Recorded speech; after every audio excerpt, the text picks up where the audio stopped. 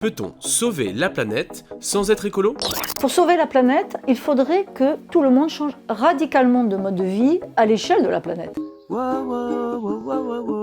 Soyons réalistes, ce n'est pas quelque chose d'envisageable. La plupart d'entre nous ne sont pas prêts à renoncer à notre mode de vie. C'est une question à la fois de coût et de confort. Donc c'est mort? Oh, on ne va pas jeter l'éponge si facilement. C'est vrai que chacun d'entre nous, on est attaché à notre liberté individuelle, consommer ce qu'on a envie, se déplacer comme on l'entend. Mais on peut quand même inciter les consommateurs à se comporter de manière vertueuse sans les pénaliser pour autant. C'est en fait tout l'objet de l'économie comportementale. Vous avez un exemple?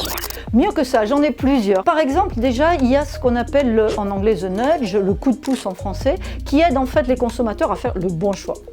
On le sait, certaines entreprises cherchent à réduire exprès la durée de vie des produits que vous achetez, de façon à vous encourager à en acheter de nouveaux. On appelle ça l'obsolescence programmée. Non seulement elle coûte très cher aux consommateurs, c'est-à-dire à nous, mais en plus, elle pollue la planète. Alors depuis 2021, l'Union européenne a pris le taureau par les cornes et oblige les entreprises à afficher un indice de réparabilité.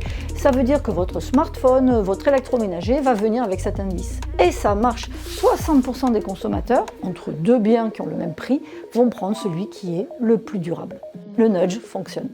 L'objectif, c'est de développer le réflexe réparer plutôt que jeter. Ça permettrait d'économiser des milliards pour les consommateurs européens et l'équivalent de 261 millions de tonnes de gaz à effet de serre au niveau de l'UE, soit en fait la pollution générée par l'Espagne.